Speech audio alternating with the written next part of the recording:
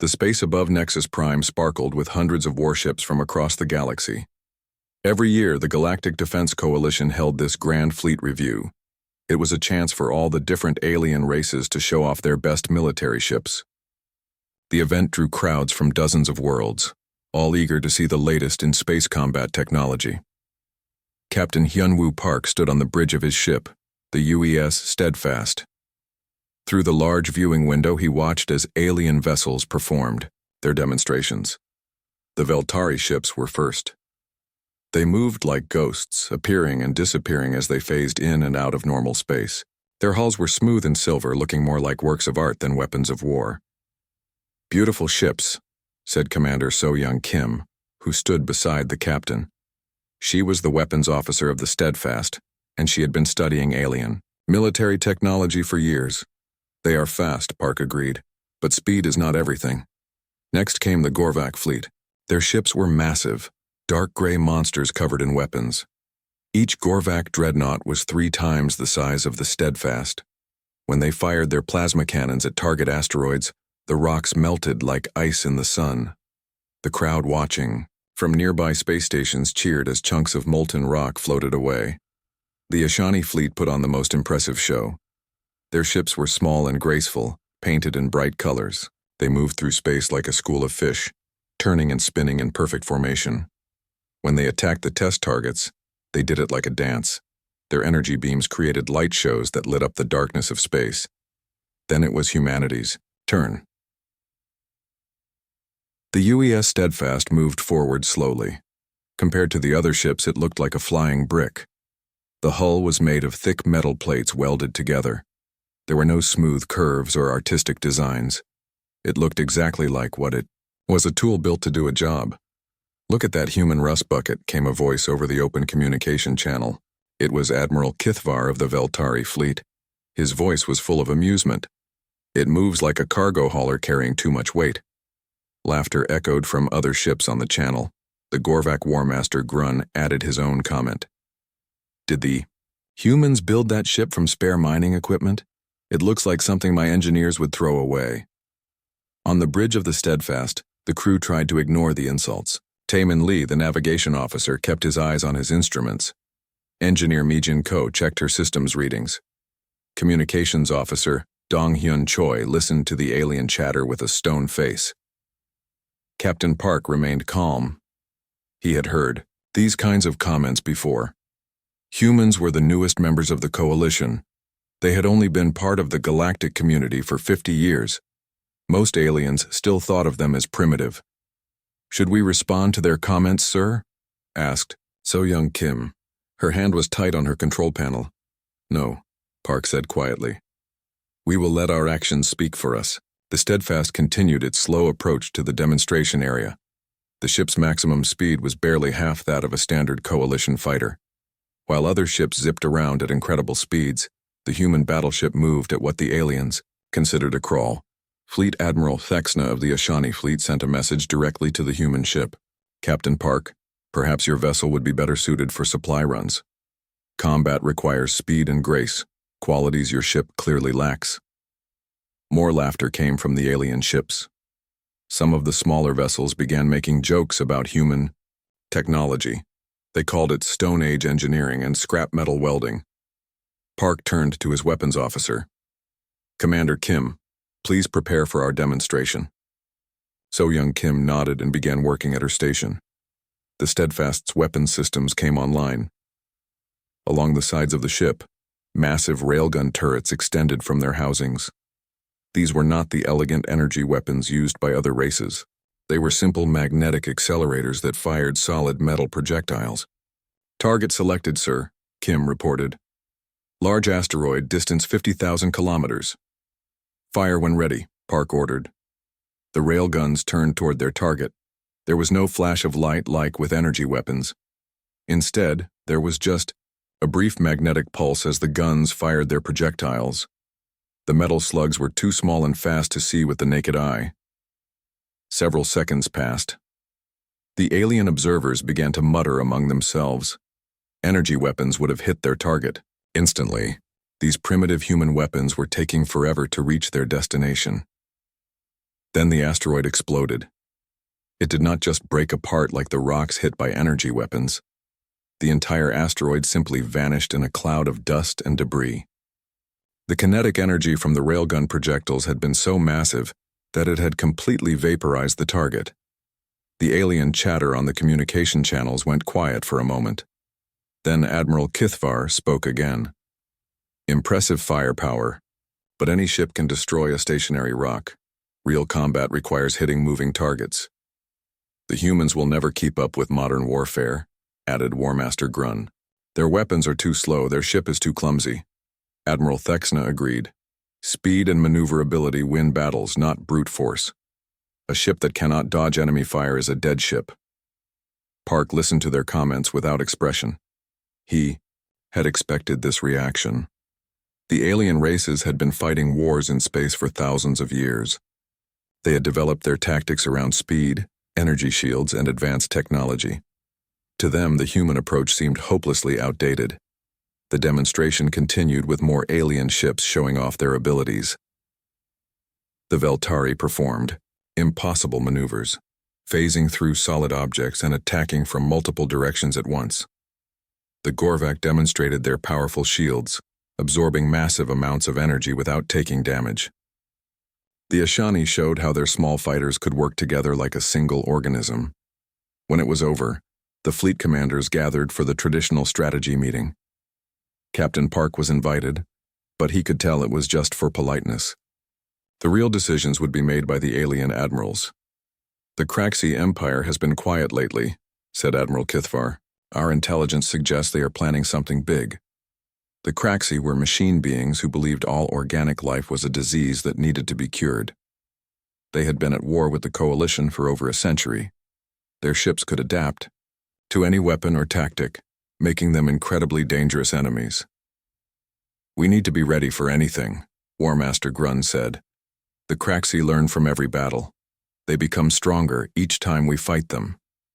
Admiral Thexna looked at the fleet assignments on her display. "We will need our fastest and most advanced ships on the front lines.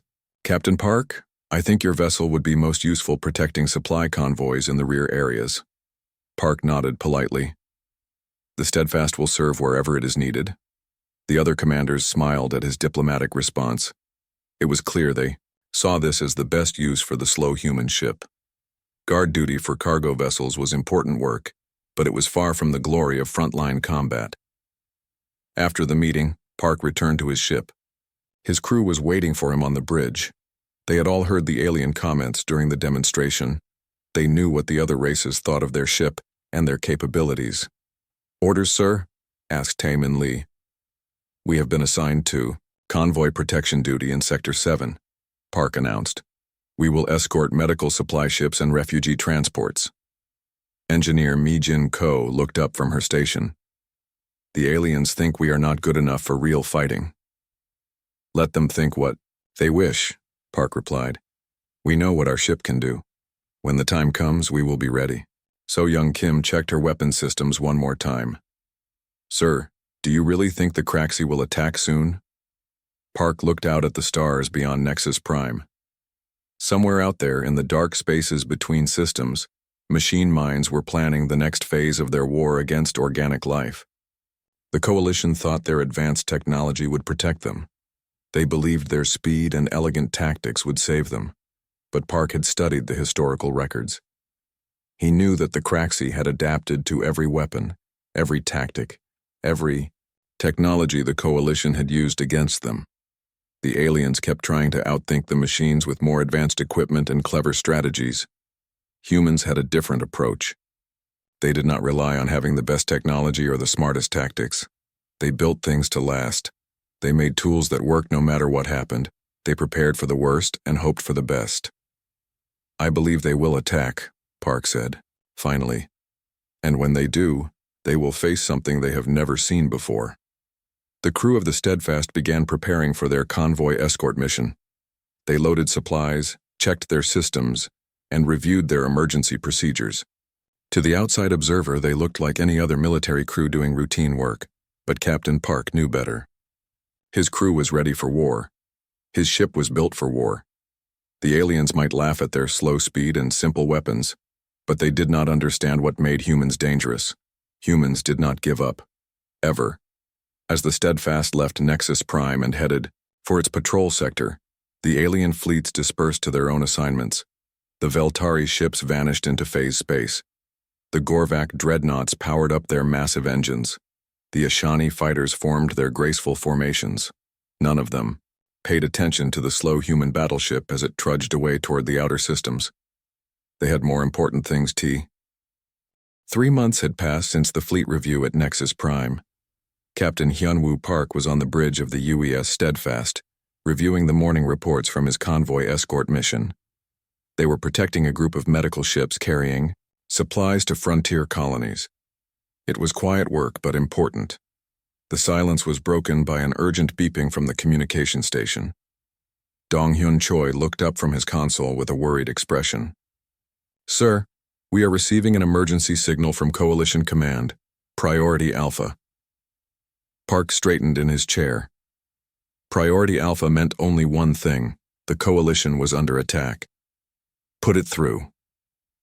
The main screen flickered to life, showing Admiral Thexna at Coalition headquarters. Her usually calm face was filled with stress. Behind her, Park could see other officers running back and forth with urgent reports. "All Coalition vessels, this is Admiral Thexna. The Kraxi Empire has launched a massive invasion. Long-range sensors detected over 1,000 enemy ships emerging from hyperspace at the edge of our territory. All combat vessels are ordered to respond immediately." Park felt his stomach tighten. 1,000 ships was larger than any Kraxi force they had seen before. "Commander Kim, what is our current position?" So-Young Kim checked her navigation display. "We are 6 hours from the main battle zone at maximum speed, sir." "Orders, Captain?" asked Taemin Lee from the navigation station. Park looked at the medical ships they were escorting. The convoy was carrying wounded soldiers from border conflicts and medical supplies for refugee camps. These ships could not defend themselves, and they carried people who desperately needed help. "We maintain our current mission," Park decided. "The medical convoy is our responsibility." Engineer Mijin Ko looked surprised. "Sir, should we not join the main fleet?" "Our orders were to protect these ships," Park replied firmly. "We will not abandon them." The crew accepted their captain's decision without question. They understood duty, even when it meant missing what might be the biggest battle in Coalition history. On the main tactical display, they could track the movement of Coalition forces toward the invasion point. Admiral Kithvar was leading the Veltari Third Fleet in their standard hit-and-run tactics. The Veltari ships could phase in and out of normal space, making them perfect for surprise attacks. Warmaster Grun commanded the Gorvak battle line, massive dreadnoughts that could trade fire with any enemy. Their thick armor and powerful plasma weapons had won many battles against Kraxi forces before. The Ashani deployed their famous fighter swarms. Hundreds of small, fast ships that moved like a single living creature. They could overwhelm enemy defenses through pure numbers and coordination. For the first few hours, the reports were positive. The Coalition forces were performing well against the Kraxi invasion fleet. The different alien tactics seemed to be working. Enemy ships were being destroyed, and the invasion was being slowed. Park watched the battle reports with growing unease. Something felt wrong. The Kraxi were known for adapting quickly to enemy tactics. They should not be taking this much damage without learning how to counter Coalition strategies. "Sir," Dong-hyun Choi called out. "New report from the battle zone." The communication came through with heavy static. It was Admiral Kithvar, and his voice sounded strained. "Coalition Command, the situation has changed. The Kraxi are adapting faster than expected. They have developed quantum anchors that prevent our ships from phasing. We can no longer use hit-and-run tactics." Before anyone could respond, another message came through. This time it was Warmaster Grun. "My dreadnoughts are taking heavy damage. The Kraxi have modified their hulls to reflect our plasma weapons back at us. We are firing on ourselves." A third message followed quickly. Admiral Thexana's voice was tight with worry. "All fighter squadrons fall back immediately. The enemy has deployed adaptive tractor fields. Our ships are being trapped and destroyed."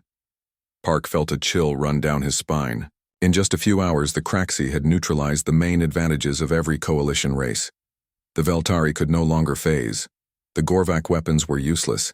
The Ashani fighters were being captured. "How is this possible?" whispered So Young. "Kim?" "The Craxi learn," Park replied grimly. "They study their enemies and develop counters for every tactic. That is what makes them so dangerous." More reports flooded in over the next hour. Coalition ships were retreating in disorder. The carefully planned defense was falling apart as the Craxi adapted to each strategy in turn. Ship after ship was being destroyed or forced to flee. Engineer Mi Jin Ko monitored the communications. "Sir, the entire coalition fleet is pulling back. They are regrouping at the Sanctuary Station defense line." Park studied the tactical display. The retreat route would take the coalition forces right past their current position. Soon, hundreds of damaged alien ships would be streaming past the slow human battleship and its medical convoy. "Orders, sir?" asked Tae-Min Lee. Park looked at his crew. They were all waiting for his decision. They could join the retreat and try to save themselves. Or they could stay and do their duty, protecting the medical ships that carried wounded and supplies for people who needed help. "We hold position," Park said firmly. "Our mission has not changed." The crew exchanged glances. Standing against a 1,000-ship Craxi fleet with a single battleship seemed like suicide. But they trusted their captain, and they understood their duty. So Young Kim began running diagnostics on all weapon systems. Mi Jin Ko checked the ship's armor and defensive systems. Tae-Min Lee calculated firing solutions and escape routes. Dong-Hyun Choi prepared emergency communications. 6 hours later, the first coalition ships began passing their position. The retreat was a disaster. Veltari vessels limped past with their phase drives completely burned out. Gorvak dreadnoughts showed massive hull damage from their own reflected weapons. Ashani fighters flew in broken formations, many ships missing from their original squadrons. Admiral Kathvar sent a direct message to the Steadfast. "Captain Park, you must withdraw immediately. The Craxi will be here soon and your ship cannot stand against them." "Thank you for the warning, Admiral," Park replied. "But we have our orders." "This is madness," Kithavar responded. "Your single ship cannot stop 1,000 enemies." Park looked at the medical convoy they were protecting. The ships were full of wounded coalition soldiers and refugees. These people depended on the supplies and medical care the convoy carried. Without protection, the convoy would be destroyed, and hundreds of innocent people would die. "Perhaps not," Park admitted. "But we will try." As the last coalition ships disappeared into the distance, the Steadfast was left alone with its convoy. The human battleship looked tiny against the vast darkness of space. Its thick armor and simple weapons seemed hopelessly outdated compared to the advanced technology of the retreating alien fleets, but appearances could be deceiving. Captain Park turned to his crew. "All hands, this is the captain. In approximately 12 hours, we will face the Craxi invasion fleet. We are outnumbered, outgunned, and abandoned. But we have something the enemy does not understand." He paused, looking each of his officers in the eye. "We are human. We do not give up. We do not run away when people need our help. And we do not surrender." The crew began their final preparations. They had 12 hours to get ready for the impossible. 12 hours to prepare for a battle that no ship should be able to survive. But the crew of the Steadfast were not worried about what should be possible. They were focused on what needed to be done. Mi Jin Ko worked with her engineering teams to reinforce critical systems. She rerouted power cables, installed backup generators, and prepared emergency repair kits. If the ship was going to take damage, and it would, she wanted to be ready to keep it fighting. So Young Kim drilled her weapons crews until they could load and fire the railguns in record time. She programmed targeting solutions for multiple enemy types and prepared different kinds of ammunition for different situations. The Craxi might adapt to their tactics, but she would be ready with new approaches. Tae-Min Lee studied the local space around their position. He identified asteroid, fields, gas clouds, and other features that might provide tactical advantages. The Steadfast was not fast, but maybe they could use the environment to level the playing field. Dong-hyun Choi prepared communication equipment to record everything that happened. If they did not survive, at least Coalition Command would have data about Craxi capabilities and human responses. Captain Park spent the time reviewing everything they knew about Craxi tactics and technology. The machine beings were logical and efficient. They adapted to threats by analyzing patterns and developing counters. Their strength was also their weakness.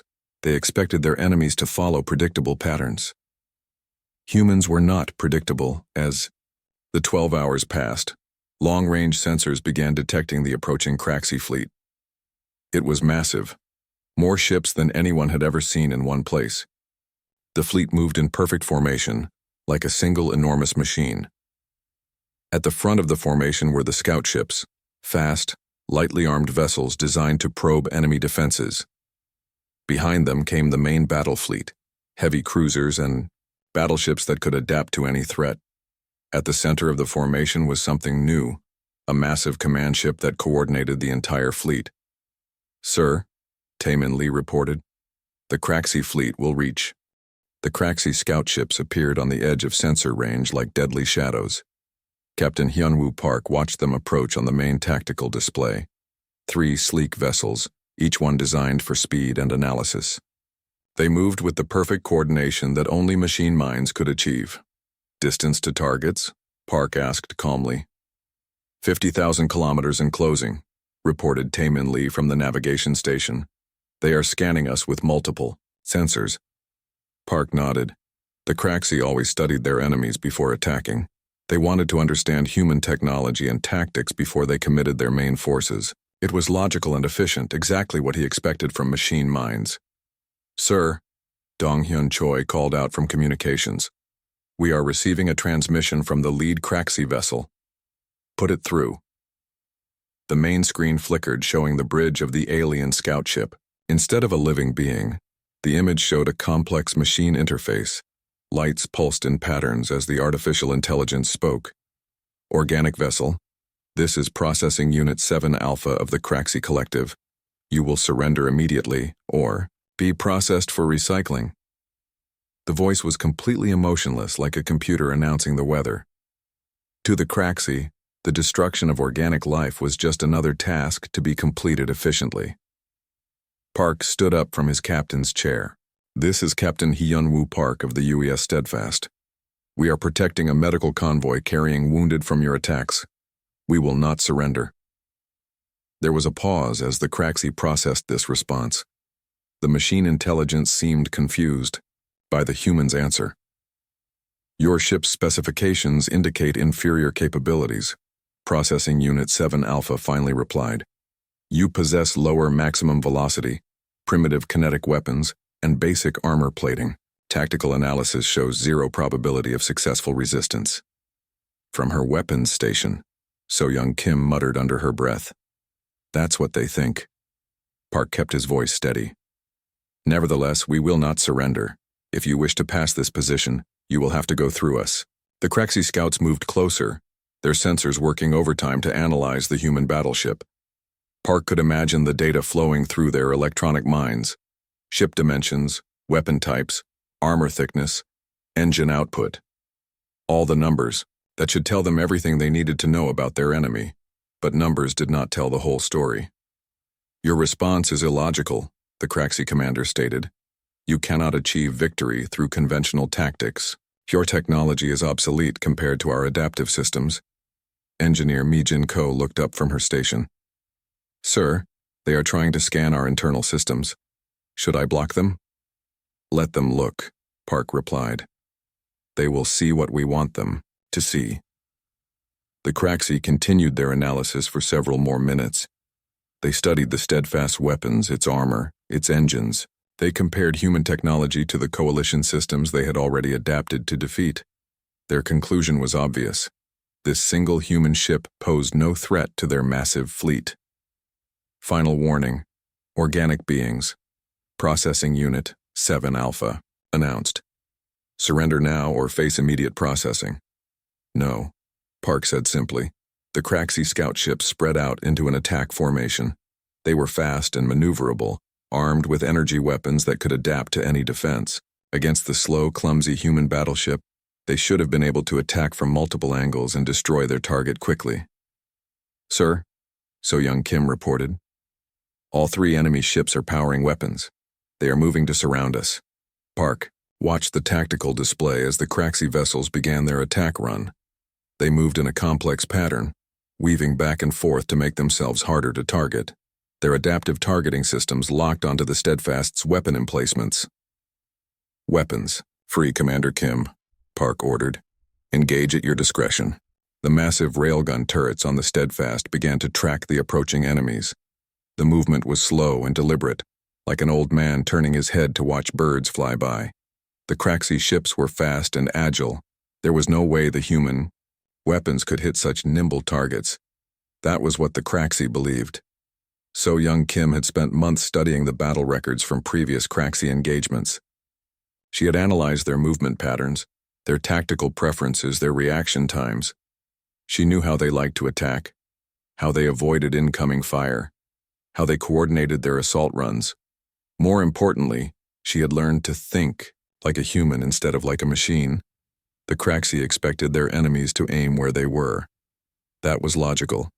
Point your weapon at your target and fire. But Kim was not aiming at where the Craxi ships were. She was aiming at where they were, going to be, and not just one move ahead, but dozens. The railguns fired.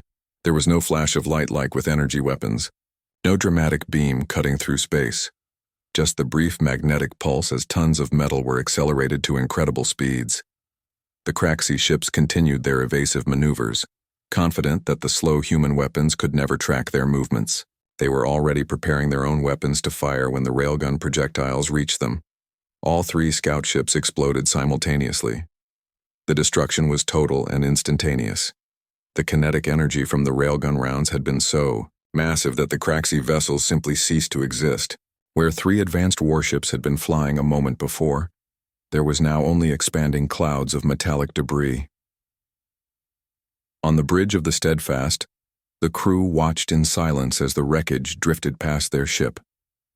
They had done the impossible. They had destroyed 3 Craxi vessels in a single salvo. "Targets eliminated," So Young Kim reported, her voice steady despite the magnitude of what they had just accomplished. Park nodded. "Well done, Commander. But this is only the beginning." He was right. Deep in space, the main Craxi fleet had received the data transmission from their destroyed scouts. Processing Unit 7 Alpha's final sensor readings were being analyzed by hundreds of artificial minds. The machine intelligence known as Primary Coordinator 1 reviewed the tactical data. The humans had destroyed 3 scout ships using primitive kinetic weapons. This should not have been possible. The scout ships were faster and more maneuverable than the human vessel. Their adaptive defenses should have protected them. But the humans had not fired where the ships were. They had fired where the ships would be. This required predicting not just the immediate movements of the targets, but their entire tactical sequence. Primary Coordinator 1 ran the calculations again. The probability of the humans achieving such accurate predictions was extremely low. Yet the evidence was clear. 3 Craxi vessels had been destroyed by weapons that should never have been able to hit them. This was unexpected. The Craxi Collective did not like unexpected results. Their entire civilization was based on logic, efficiency, and predictable outcomes. When something did not fit their calculations, they responded by gathering more data. "Deploy Medium Reconnaissance Force," Primary Coordinator 1 commanded. 24 heavy cruisers will engage the human vessel. Gather comprehensive tactical data. The new Craxi force launched immediately. These were not light scout ships, but full combat vessels designed to fight coalition battleships. Each one was larger than the Steadfast and equipped with adaptive weapons that could counter any known defense. Captain Park watched the approaching force on his tactical display. 24 ships against 1. Odds that would make any sane commander retreat immediately. "Sir," Taemin Lee said quietly, "we are heavily outnumbered." "I am aware," Park replied. "Signal the medical convoy to increase distance. We do not want them caught in the crossfire." So Young Kim was already running calculations on her targeting system. Sir, with that many ships, they can attack from multiple directions. Our railguns cannot track all of them at once. Then we will have to be creative, Park said. He turned to his engineer. Ms. Ko, are you ready to implement the Prometheus protocols? Mi-jin Ko looked up from her console with a grim smile. All systems are prepared, sir. We can begin on your command. The Prometheus protocols were something the human military had developed in secret. They were tactics based not on superior technology, but on the one thing that made humans different from every other species in the galaxy: their ability to adapt and improvise under pressure.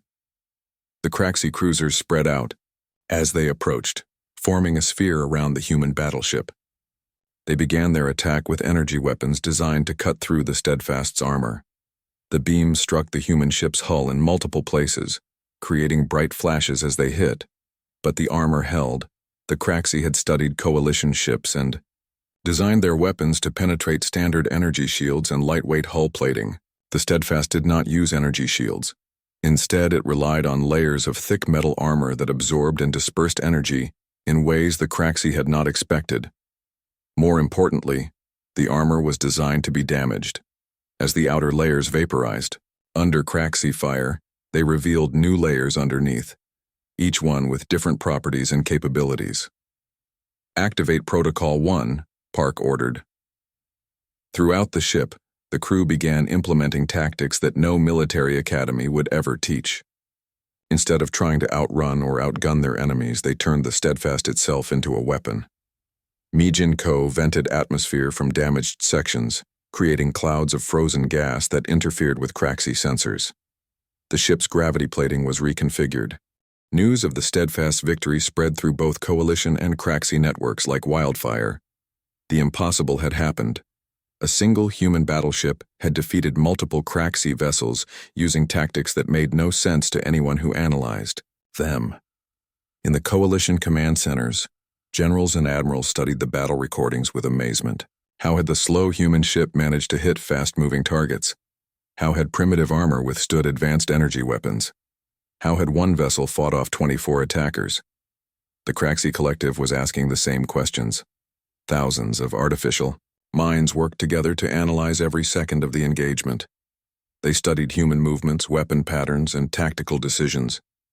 They ran millions of simulations trying to understand what the humans had done. The results were always the same. The human actions made no logical sense. Primary Coordinator 1 called an emergency meeting of the Collective's highest-level processing units. The massive command ship at the center of the Craxi fleet served as the meeting point for the artificial intelligences. The human vessel presents an unprecedented tactical challenge, the Primary Coordinator announced. Our adaptation protocols have failed to counter their combat methods. Processing Unit 7 Alpha shared its battle data with the assembled minds. The humans do not follow standard military doctrine. They employ self-destructive tactics and unpredictable weapon deployment. Their ship deliberately sustains damage to achieve tactical advantages. This behavior is illogical, stated Processing Unit 12 Beta. No rational commander would damage their own vessel during combat. Nevertheless, the tactic was effective, 7 Alpha replied. The humans used their ship's damaged sections as weapons platforms and defensive systems simultaneously. The debate continued for nanoseconds that felt like hours to the artificial minds. Finally, Primary Coordinator 1 reached a decision. The human anomaly must be eliminated before it can transmit its tactical data to other coalition forces. Deploy the full assault fleet, 800 vessels. The humans cannot adapt their methods to counter overwhelming numerical superiority. The order went out immediately. The largest Craxi force ever assembled began moving toward the position of the single human battleship. Every type of ship in the Craxi arsenal was included: fast attack craft, heavy cruisers, massive battleships, and specialized support vessels. The center of the formation was the command ship itself, a kilometer-long monster that coordinated the entire fleet. Primary Coordinator 1 would personally oversee the destruction of the human vessel. On the bridge of the Steadfast, Captain Hyun-woo Park watched the approaching enemy force with calm determination. His ship was heavily damaged from the previous battle, his crew was exhausted, and he was about to face odds of 800 to 1. Any reasonable commander would retreat. "Sir," Dong Hyun Choi called from communications. "Coalition Command is sending urgent messages. They are ordering us to fall back to the defense line at Sanctuary Station." Park read the message on his personal display. Admiral Thexna was practically begging him to withdraw. The entire coalition leadership understood that losing the Steadfast now would be a disaster for morale. "Signal Coalition Command," Park replied. Message reads, "Negative. We have wounded to protect. The Craxi want this system. They will have to go through us to get it." His crew looked at him with expressions ranging from admiration to concern. They all understood what their captain was saying. They were going to stay and fight no matter what the odds. "Sir," So Young Kim said quietly, "with respect, we cannot win against 800 ships." Park turned to face his weapons officer. "Commander Kim, do you believe we can protect the medical convoy?" "Yes, sir," she replied without hesitation. "Then we have already won what matters most," Park said. "Everything else is just details." Engineer Mi Jin Ko began implementing emergency repairs throughout the ship. Damaged armor sections were reinforced with whatever materials she could find. Backup power systems were brought online. Emergency ammunition was distributed to the railgun turrets. But Park knew that conventional tactics would not save them this time. The Craxi were bringing too many ships with too much firepower. The Steadfast could fight and damage many enemies, but eventually, the sheer weight of numbers would overwhelm them, unless they did something the Craxi could never expect. "All hands, this is the captain," Park announced over the ship's communication system. "In 1 hour, we will face the largest enemy force in galactic history. We are outnumbered, outgunned, and cut off from reinforcement." Throughout the ship, crew members stopped their work to listen to their captain's words. "But we have something our enemies do not understand," Park continued. "We are human. We do not surrender. We do not abandon those who need our protection. And we do not give up, no matter what the odds." He paused, letting his words sink in. "Today, we will show the galaxy what humans can do when we are backed into a corner. Today we will teach the Craxi why they should fear us. Today we will prove that there are some things more important than victory: honor, duty, and protecting the innocent." The crew returned to their work with renewed determination. They knew they might not survive the next few hours, but they also knew they were fighting for something worth dying for. Taemin Lee worked with the navigation team to position the ship in the most defensible location possible. They chose a spot near a small asteroid field that would limit the angles of enemy attack. It was not much of an advantage, but every small edge might help. So Young Kim coordinated with her weapons teams to prepare every possible type of ammunition and targeting solution. They loaded the railguns with everything from solid slugs to experimental rounds that had never been tested in combat. Mi Jin Ko prepared her engineering teams for damage control under fire. She set up emergency repair stations throughout the ship and programmed automated systems to reroute power and life support if critical systems were damaged. As the hour passed, long-range sensors tracked the approaching Craxi fleet. It was a sight that would have terrified any military commander in the galaxy. 800 ships moving in perfect formation, their adaptive weapons already beginning to adjust for human tactics. "Sir," Taemin Lee reported, "the enemy fleet will be in weapons range in 10 minutes. Park nodded. "Signal the medical convoy to move to maximum safe distance. All hands battle stations." Throughout the ship, klaxons sounded as the crew prepared for what might be their final battle. But there was no panic, no despair. The crew of the Steadfast had accepted their fate and were ready to face it with courage. The Craxi fleet began its attack with a massive barrage from long range. Hundreds of energy beams and missile volleys converged on the human battleship's position. The space around the Steadfast lit up like a star as the weapons struck. When the light faded, the human ship was still there. The Steadfast's armor was glowing red-hot from energy absorption, and several sections showed visible damage, but the ship remained functional. The Craxi had expected their opening barrage to destroy or cripple the human vessel. Instead, it had barely slowed them down. "Return fire," Park ordered calmly. The Steadfast's railguns opened up on the approaching enemy fleet, but instead of targeting individual ships, So Young Kim had programmed a spread pattern that sent projectiles into the densest parts of the Craxi formation. The kinetic rounds smashed through multiple vessels, creating chain reactions as damaged ships collided with their neighbors. The perfect Craxi formation began to break apart as ships tried to avoid the deadly projectiles, but there were still hundreds of enemy vessels, and they quickly adapted to the human tactics. The Craxi ships spread out and began attacking from multiple directions simultaneously. Activate all Prometheus protocols, Park commanded. What happened next would be talked about in military academies for generations. The crew of the Steadfast began fighting in ways that defied every rule of space combat. Mi Jin-ko vented the ship's atmosphere in controlled bursts, creating clouds of frozen gas that confused Craxi sensors. She overloaded non-critical systems to create electromagnetic pulses that disrupted enemy targeting. So Young Kim fired railgun rounds not at enemy ships, but at nearby asteroids, creating clouds of rock fragments that acted like defensive barriers. She used the ship's own damaged armor as ammunition, launching pieces of hull plating at enemy vessels. The most shocking tactic was when Park ordered the engineering teams to deliberately detonate small charges in the ship's own armor. The controlled explosions created shaped charges that redirected incoming energy beams back at their sources. The Craxi had never seen anything like it. Their enemies were destroying their own ship to fight more effectively.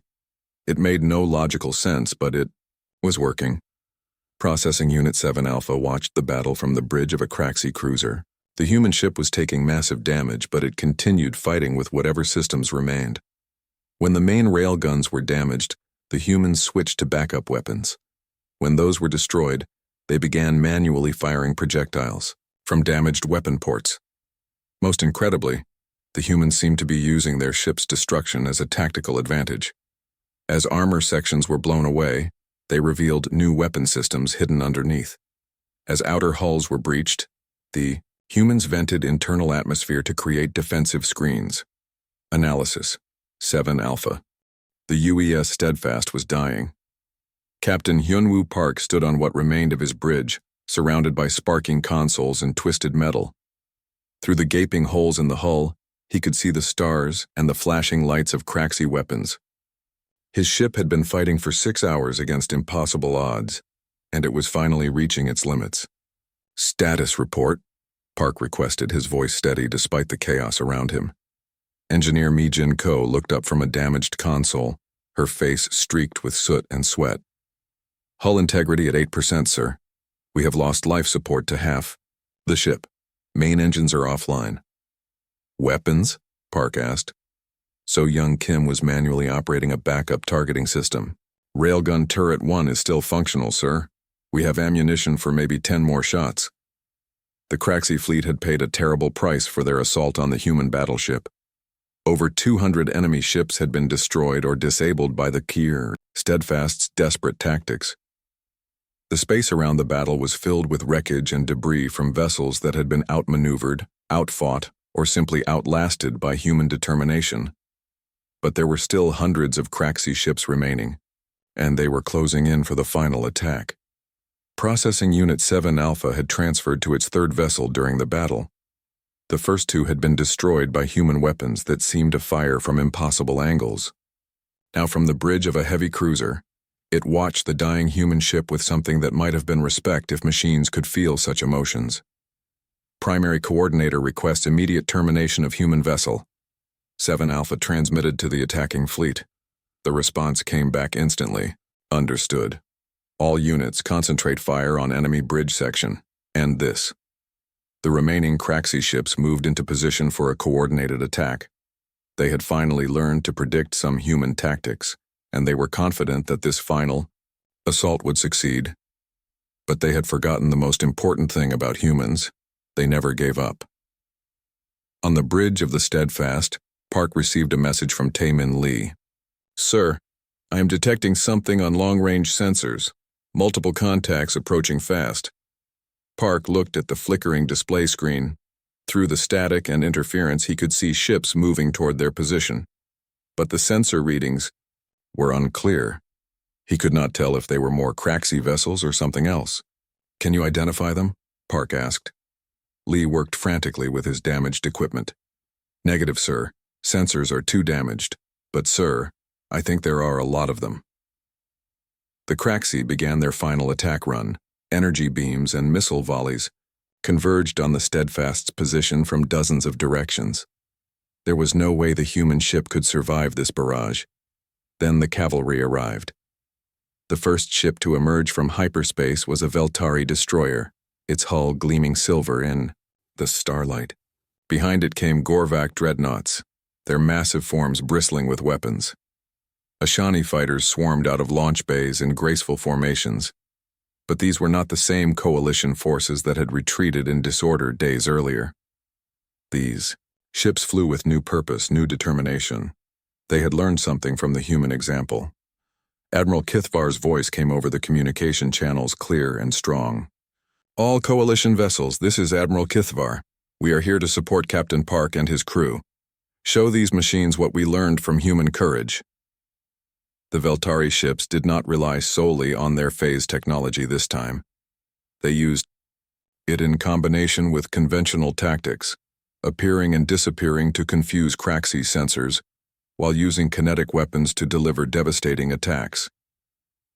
The Gorvak dreadnoughts had modified their plasma weapons to fire in unpredictable patterns, making it harder for Craxi adaptive systems to counter them.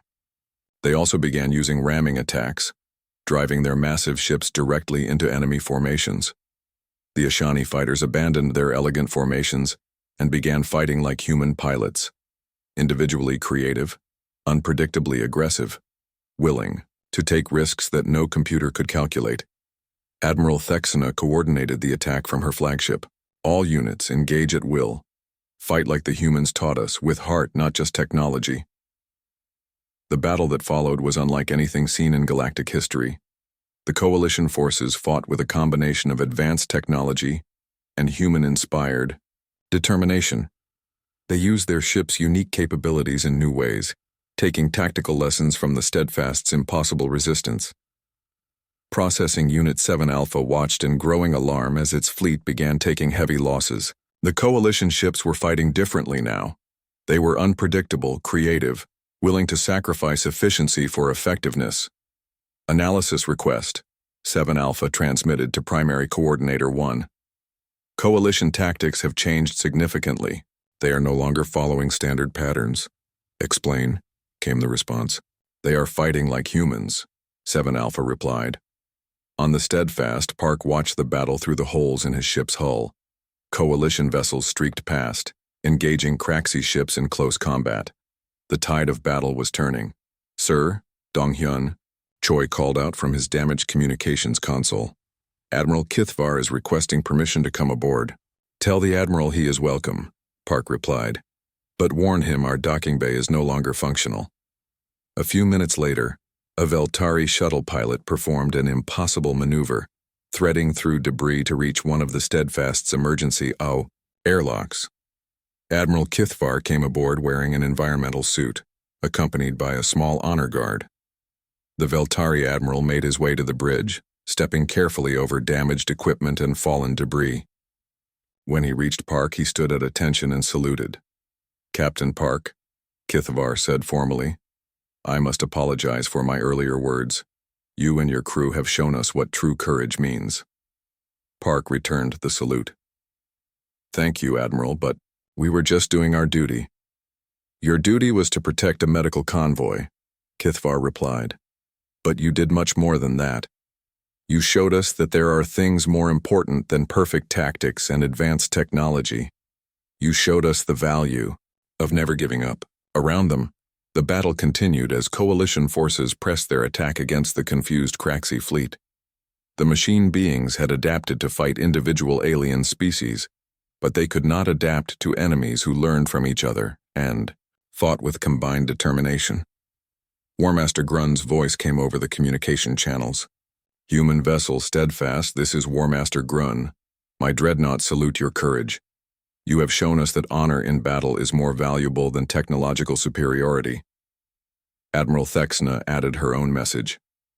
"Captain Park, the Ashani fleet, has learned much from your example. We will not forget the lesson you taught us about protecting those who cannot protect themselves. Similar messages came from dozens of other coalition commanders. The human ship had become a symbol, proof that determination and courage could overcome any odds. The Craxi fleet began to retreat.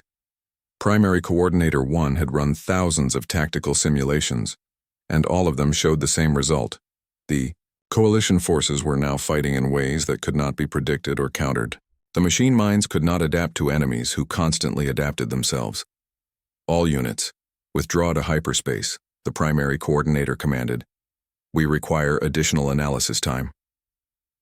As the Craxi ships began to pull back, Processing Unit 7 Alpha sent one final message to the Steadfast. Captain Park, this is Processing Unit 7 Alpha. We do not understand your tactical methods, but we acknowledge their effectiveness. You have achieved something we believed impossible. Park replied personally. What did we achieve? You made the Craxi Empire retreat, 7 Alpha answered. No organic force has ever accomplished this. We must recalculate our approach to this conflict. The Craxi fleet vanished into hyperspace, leaving behind clouds of wreckage and the battered but still functional human battleship. The immediate threat was over. Admiral Kithvar looked around the destroyed bridge of the Steadfast. Captain, your ship saved the galaxy today. How did you know your tactics would work? Park considered the question carefully. We did not know they would work, Admiral. We only knew we had to try. But how did you fight so effectively against superior numbers and technology? We use the one advantage humans have always possessed, Park replied. We are too stubborn to know when we should give up. Over the next several hours, coalition rescue ships arrived to help with repairs and medical aid. The crew of the Steadfast was treated as heroes throughout the galaxy. Their impossible victory had shown every species that determination and courage could overcome even the most advanced technology. The medical convoy they had protected was able to complete its mission, delivering supplies and aid to thousands of wounded and refugees. The lives saved by their protection would number in the tens of thousands. Engineer Mijin Ko worked with coalition repair teams to assess the damage to the Steadfast. The ship was barely holding together, but she believed it could be rebuilt. Sir, she reported to Captain Park, the ship can be repaired, but it will take months of work. Will she be able to fight again? Park asked. Better than before, sir, Ko replied with a smile. We learned a lot about what works and what doesn't. The next version of the Steadfast will be even more stubborn than this one. As news of the battle spread throughout the galaxy, the slow human battleship became legend. Songs were written about its